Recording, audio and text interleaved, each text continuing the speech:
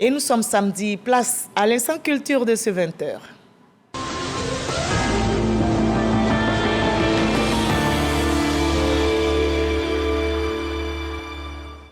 On commence par le palais de la culture de Trècheville qui vient d'abriter le premier festival du peuple Ogban dénommé Ogban Ousoton Festival.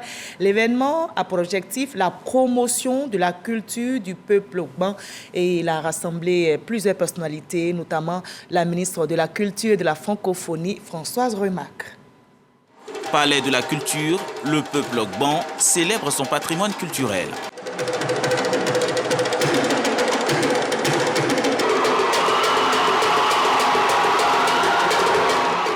Initiative née de la commissaire générale du Festival Ogban, Nadège Oyo. Elle justifie son action à portée sociale et culturelle. Nous sommes un peuple ouvert, un peuple disposé à la rencontre des cultures. L'histoire du peuple Ogban a toujours été marquée par l'accueil des peuples frères, avec qui nous avons construit une communauté de destin. Il suffit de voir comment nos parents se sont ouverts aux autres pour se convaincre de ce que le Ogban aime, la paix et la solidarité. Refusant de se faire compter l'événement, Madame le ministre de la Culture et de la Francophonie apporte sa contribution à la réussite de la fête. Le peuple Ogban est issu du département d'Oumé, partie intégrante de la région du Go. Cette commémoration a été l'occasion de rencontres et d'échanges entre filles et fils de la localité, mettant en valeur les richesses culturelles qui leur sont siennes. On en arrive à l'entretien avec notre invité de la page culture. Nous sommes en compagnie de l'écrivaine ivoirienne Fatou Keïta. Plaisir de vous retrouver, c'est un plaisir pour moi. Alors après nous avoir gratifié du boubou du Père Noël qui met en avant la convivialité en Afrique, vous nous apprenez que le Père Noël a été kidnappé dans un autre livre. Mais qui a osé commettre un tel acte? Qui a osé? Alors, qui a osé? Ce sont des bandits. En fait, quand on creuse bien, ils ne sont pas vraiment des bandits, mais ce sont des gens qui sont pauvres, qui sont dans un quartier un peu délaissé et qui ont peut-être la mauvaise idée de kidnapper le Père Noël pour qu'il sache qu'il y a des enfants qui ne connaissent pas Noël, qui ne le voient jamais, qui ne reçoivent pas de cadeaux. Et ça ne va pas dans ce monde-là. Donc, eux, ils décident de kidnapper le Père Noël pour lui donner cette leçon-là. D'accord. Alors, dans notre imaginaire, particulièrement celui des tout-petits, le Père Noël est un homme généreux, mais aussi invincible. Alors, comment le kidnapper? Pourquoi attrister ainsi les enfants? Ces bandits que vous peut-être qualifiez de guillemets des gentils. Oui, gentils, qui sont devenus gentils par la suite, parce qu'ils ont compris que justement que le Père Noël est un personnage très particulier que l'on reçoit dans tous les pays. C'est ça qui est extraordinaire, la magie de Noël. On fait fi de la religion et on adopte ce monsieur grassouillet, généreux et qui aime les enfants. Quelqu'un qui aime les enfants, c'est quelqu'un qui aime la vie, c'est quelqu'un qui est généreux, c'est quelqu'un qui est gentil. Le Père Noël a péché par erreur, par ignorance. C'est quelqu'un d'humble. Quand on lui explique pourquoi le kidnapping a eu lieu, en fait, il se rend compte que c'est vrai, il a oublié les enfants pauvres. Et on va s'arrêter là, stop. Il a oublié les enfants pauvres, il se rend compte de son erreur. Va-t-il la réparer? On va regarder ensemble le résumé qu'en font nos reporters Serge Pakomdidi et Jean Magagui qui ont bien lu votre ouvrage. On a kidnappé le Père Noël. Il a été retrouvé, oui ou non? On va suivre ensemble. On va le savoir. Le Père Noël qui voyage dans le ciel sur un traîneau de magique. Distribuer des cadeaux aux enfants, un rite les enfants depuis des générations. Il fait rêver parce qu'ils apprécient le plus les cadeaux. Le Père Noël, en transit en Afrique, se fait kidnapper. Oui, on a kidnappé le Père Noël. Des tout-petits tombent des nues. Je ne suis pas contente qu'on kidnappe le Père Noël. Je veux que le Père Noël me donne gros l'heure.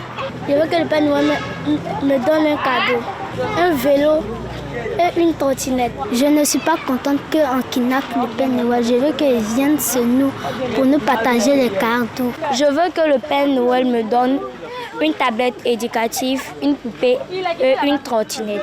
On a kidnappé le Père Noël, une bande dessinée qu'offre l'écrivaine Fatou Keïta aux tout-petits.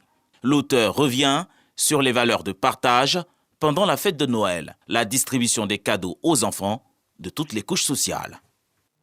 Voilà, on a entendu les enfants veulent des cadeaux, mais oui. on a kidnappé le Père Noël. Dites-nous, quelles sont les raisons qui ont poussé les kidnappeurs à l'enlever? L'enlever, c'est lui faire comprendre qu'il y a des enfants qui n'ont pas de Noël du tout et qui, eux, pleurent tous les Noëls et qui pleurent peut-être tous les jours aussi parce qu'ils n'ont pas de cadeaux, ils n'ont pas d'argent, ils n'ont rien du tout.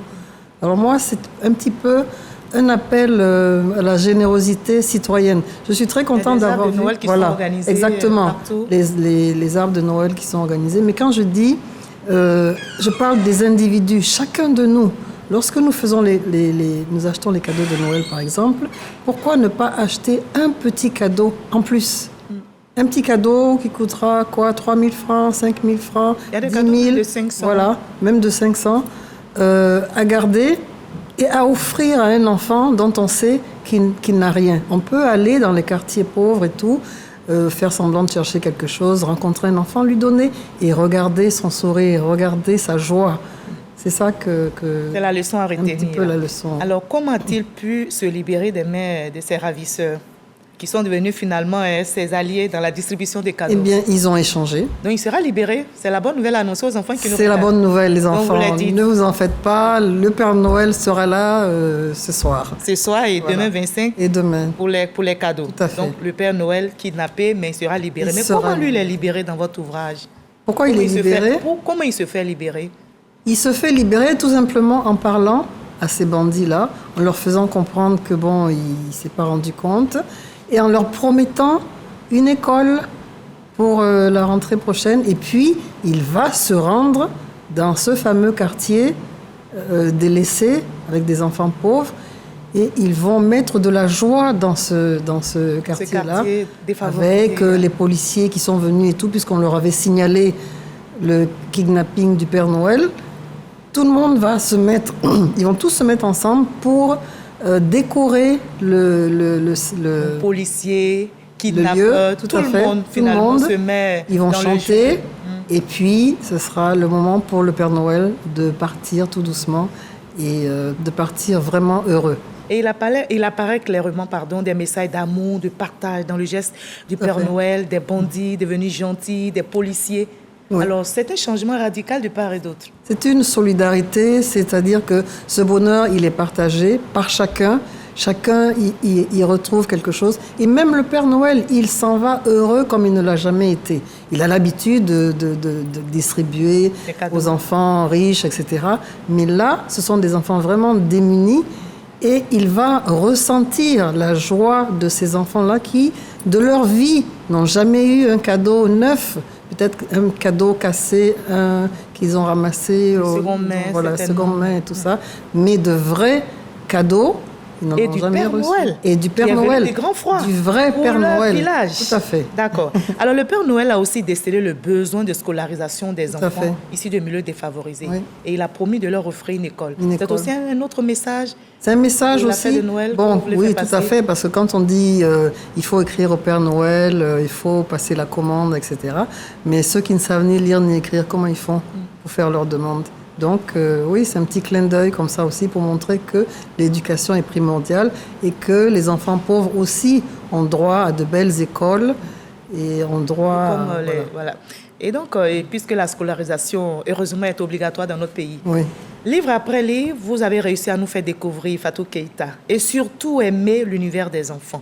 Vos plumes, je l'ai constaté, invitent les petits Africains à rester fiers de leur patrimoine culturel et de leur peau que vous qualifiez de couleur chocolat. Tout à fait. Alors, c'est une vision constante que j'ai remarquée chez vous, une vision à laquelle vous tenez beaucoup. Pourquoi? Parce que je trouve qu'il y a beaucoup d'injustices dans le monde. Et on regarde le continent africain un peu comme un continent de seconde zone, etc. Et moi, je veux justement réhabiliter cette image que l'on a, qui est sans doute dévoyée. L'Afrique est belle, les villages sont beaux. Votre Père Noël, il vient dans les villages. Il vient dans le village, il admire, il est admiratif. Les cases sont belles. Moi, j'adore les cases rondes, je trouve ça très joli. Il faudrait d'ailleurs qu'on conserve ce patrimoine-là et qu'on le remette dans les villes même. Les villages, il y a plein d'arbres, il y a des cocotiers, il y a des palmiers, etc. Ils n'ont pas l'argent souvent pour acheter les sapins, mais qu'est-ce que vous avez trouvé? Exactement. Voilà. On des solutions décore, absolument, on décore les cocotiers, on décore les palmiers, et c'est très joli. On n'a pas besoin de sapin, on n'a pas de sapin. On en a pas. Bon, il y en a d'artificiels, mais on peut décorer à l'africaine.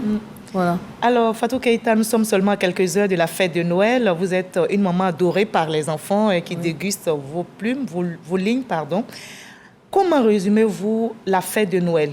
Vous allez vous adresser à ces tout petits, ces anges qui nous regardent, et même aux adultes aussi, qui fêtent la fête de Noël. Qu'est-ce que vous avez à leur dire? Alors, pour moi, Noël, c'est magique. Hein. C'est ce vieux monsieur, justement, comme je le dis, qui s'est imposé au monde entier, dans toutes les régions, que ce soit en Chine, au Japon, en Afrique, en Côte d'Ivoire. Ce monsieur est le bienvenu. Voilà, ce vieux monsieur est le bienvenu. Donc, c'est magique. Et il faudrait que chacun puisse participer à cette magie-là, à cette joie, que les enfants du monde entier puissent recevoir un petit quelque chose à Noël. Pour moi, c'est magique. J'ai grandi avec ça et je trouve que ce sont des moments vraiment merveilleux. Allez, quel cadeau avez-vous offert à des vos livres. enfants, aux petits-enfants? Oh, les livres. Je m'y attendais, c'est pas étonnant. Beaucoup de livres. Merci beaucoup, Fatou Keïta. On a kidnappé le Père Noël, mais heureusement qu'il a été retrouvé. Il a été retrouvé. Il suffit de lire l'ouvrage. Tout à fait. Merci d'avoir été notre invité de la page culture. Et joyeux Noël à tous. Et bonne fête aussi à vous. Merci. Joyeux Noël. Alors, que serait Noël sans l'amour? La célébration serait fade, vous l'avez entendu, sans les autres et l'esprit de partage. Noël est synonyme de cadeaux, de solidarité, d'embrassade, de rire. C'est surtout écouter le cœur de l'autre. N'excluons donc aucun enfant. Ils ont tous droit au bonheur, au cadeau. Bonne fête de Noël à toutes et à tous et à demain 20h avec le même plaisir.